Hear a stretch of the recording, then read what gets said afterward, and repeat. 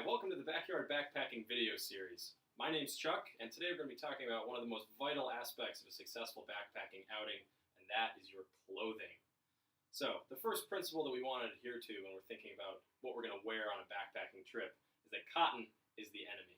So, bringing out a shirt like this, big time no-no, unless you're a fan of the sensation of sweat being caked all over your body for days at a time. What we like to suggest instead is a nice shirt made of synthetic material, like this one, made by Columbia. I'm a big fan of this particular kind of shirt. I think it's pretty versatile. It's got long sleeves and has layers inside to keep the moisture wicked away from your body so that you can stay dry and comfortable throughout your hike. That same principle applies to your short sleeve layers as well. This is another synthetic material shirt designed, again, to wick away sweat, small amounts of moisture, things like that. Hugely important. Next up, we want to think about that same principle as it applies to our legs. Got this incredibly stylish pair of jeans here. I occasionally see people out on day hikes or even slightly longer hikes wearing jeans on their bottom, and that just seems horrifically uncomfortable to me as anybody who's had to walk around downtown or done chores for a day or errands or anything like that in a pair of jeans. Not the most comfortable thing in the world in which to be walking several miles at a time. So, what we like to suggest instead, nice synthetic pair of shorts. Same idea as the shirts. These are going to keep you comfortable, keep you dry, and best of all, you won't have an enormous degree of rash between your legs when you're done with your hike. Now, let's think about the lower layers. Again, we don't want to be wearing cotton underwear, boxers, things of that nature. What we like to go for instead is a nice pair of compression shorts like these from Ex Officio. They're durable, they're comfortable, really doesn't feel like you're wearing anything down there, to be perfectly honest with you, and provides a good deal of support as well. So we want to be looking for synthetic lower layers as well, like these.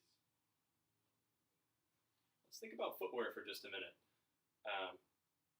Proper hiking, backpacking foot attire is generally a pair of shoes like these. If you're going on a longer trip, you may want to invest in a good pair of trail runners, which are sort of a hybrid hiking shoe and running shoe. But for your standard weekend-long backpacking trip, a nice rugged, sturdy pair of traditional hiking shoes are going to be exactly what you want. Give you enough ankle support, enough tread on the bottom, and enough cushion to make for a successful trip.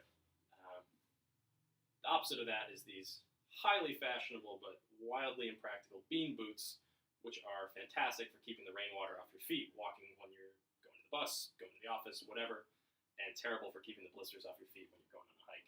Again, have seen these on trail before, and that's just a horrifically bad idea. Let's talk socks. Again, we want to remember that cotton is the enemy. So, we recommend a good pair of merino wool socks or synthetic material socks like these Darn Toughs here. They're rugged, they're extremely comfortable, and you won't regret investing in a couple pairs of these when you're 10, 15, 20 miles into your first backpacking experience, or your 10th backpacking experience, or 250th backpacking experience.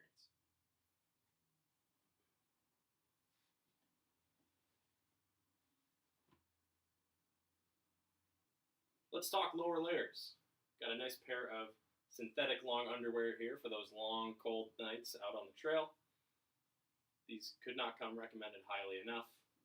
Any kind of elevation, any kind of camping that you do near water, and you are going to be thankful that you invested in a pair of these and not a much heavier, much more likely to get soaked cotton version. Lastly, if you're like me and you like to look cool as well as feel cool on trail, we can't recommend this bad boy, a buff, highly enough. This is an incredibly remarkable and versatile piece of gear. You can wear it as a neckerchief around your neck, especially if it's doused in water first. It's a great way to stay cool while you're hiking. You can pull it up into a bandana for your head, keep those long locks tied back. You can even twist it up into a beanie sort of piece of headwear and keep the heat from escaping from your head. So we love the buff, and in a pinch, especially if you're a little more svelte than I am, it can also be worn as a tube top. So keep that in mind. Thank you. This has been the Backyard Backpacking video series. I'm Chuck. Hopefully you feel like you've got the right gear to take on your first backpacking experience.